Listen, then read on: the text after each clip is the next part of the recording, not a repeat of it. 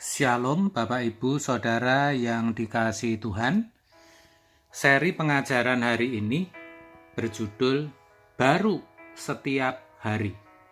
Hari ini 1 Januari 2022. Kita tentu bersukacita karena bisa memasuki hari pertama dalam tahun ini.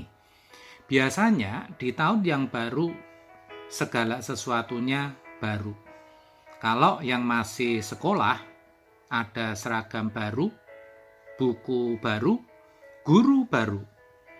Kalau dalam bisnis, barangkali ada produk yang baru, atau yang pasti target penjualan yang baru.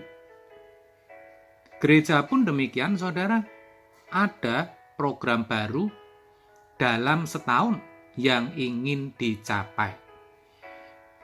Tidak hanya itu, orang sering berkata di tahun yang baru kita juga harus memiliki tekad, semangat, dan harapan yang baru juga. Itu tidak salah dan itu bagus. Tetapi pertanyaannya, kalau tahun itu sudah berjalan beberapa hari, minggu, atau bahkan beberapa bulan, apakah semua masih tetap baru? Khususnya tekad kita, semangat, dan harapan yang akan kita raih. Barangkali tidak ya saudara. Semangatnya sudah mulai berubah, mulai berkurang.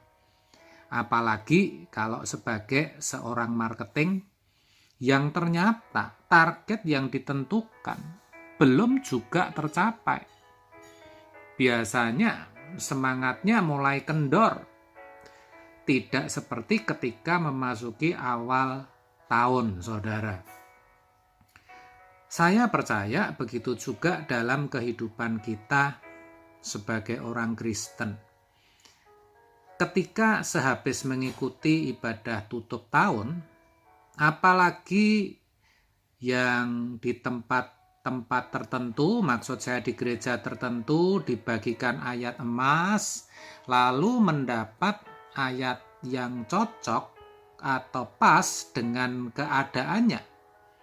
Biasanya orang lalu membuat satu komitmen yang baru, yang mau setialah, mau lebih mengasihi Tuhan, mau tidak berbuat dosa lagi, mau lebih giat dalam membaca Alkitab, dan sebagainya.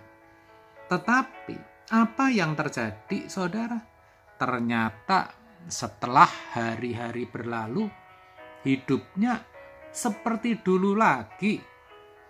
Ya, kok bisa ya?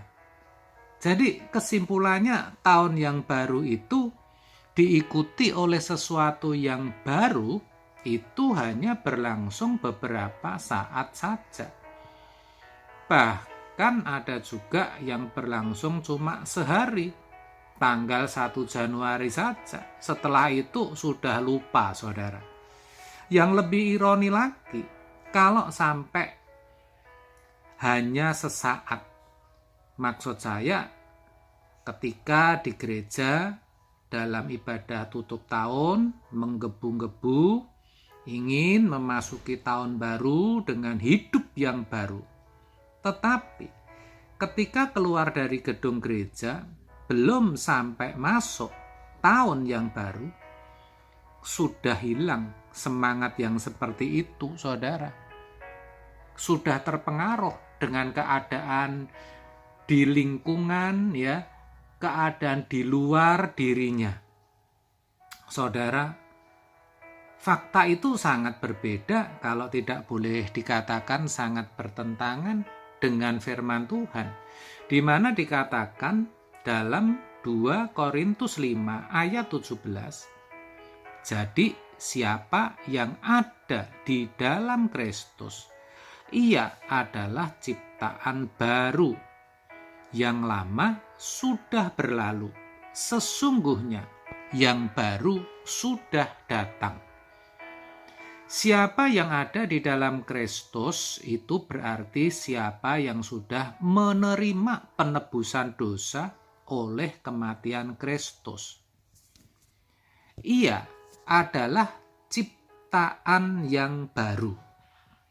Dikatakan yang lama sudah berlalu. Artinya hidup dalam dosa itu sudah berlalu, harusnya sudah diakhiri, begitu maksudnya. Kenapa? Karena sesungguhnya yang baru sudah datang. Orang percaya itulah yang baru. Jadi, ketika menerima Yesus sebagai Tuhan dan Juru Selamat, itu menjadi ciptaan baru, sudah dilahirbarukan. Seharusnya begitu. Artinya, sudah dimeteraikan dengan Roh Allah. Roh Kudus sudah diam di dalam dirinya. Itulah yang menjadikan baru.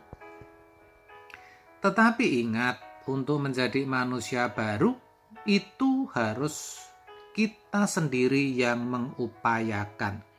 Itu memang tidak berlangsung secara otomatis. Harus kita perjuangkan tiap hari. Makanya, tadi saya katakan tiap hari kita harus menjadi baru.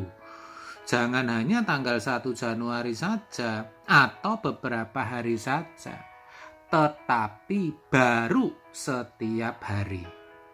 Alasannya, karena meskipun dosa kita sudah ditebus, dalam diri kita ini masih ada kodrat dosa.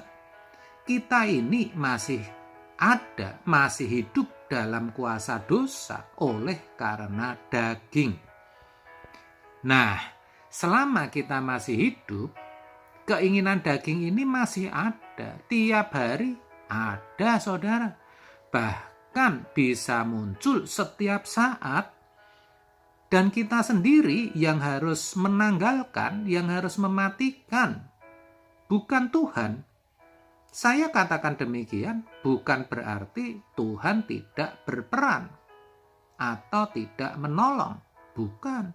Sebaliknya, Tuhan sejatinya sudah memberikan fasilitas kepada kita, yaitu melalui Injil, firman kebenaran, dan Roh Kudus Allah yang akan menuntun hidup kita dengan memberikan hikmat dan kesanggupan ketika kita serius. Itu syaratnya. Jadi, itu bukan berarti Tuhan tidak sanggup untuk mematikan kodrat dosa. Tetapi Tuhan mau agar kita memiliki tanggung jawab atas setiap tindakan dan perbuatan kita. Kan kita diberi kehendak bebas, saudara. Jadi tidak mungkin Tuhan yang memberi kehendak bebas selalu mengintervensi kita, menentukan setiap perbuatan kita. Kan tidak begitu. Kan kita sendiri, saudara, yang menentukan apa yang akan kita perbuat, apa yang akan kita kerjakan. Maka kita perlu memahami akan hal ini supaya sepanjang tahun 2022 ini kita terus berjuang untuk mengalami perubahan, yaitu menjadi baru setiap hari. Kiranya kebenaran ini boleh menyadarkan kita semua, sehingga kita akhirnya bisa benar-benar menjadi manusia baru, seperti yang Tuhan mau. Amin. Tuhan Yesus memberkati.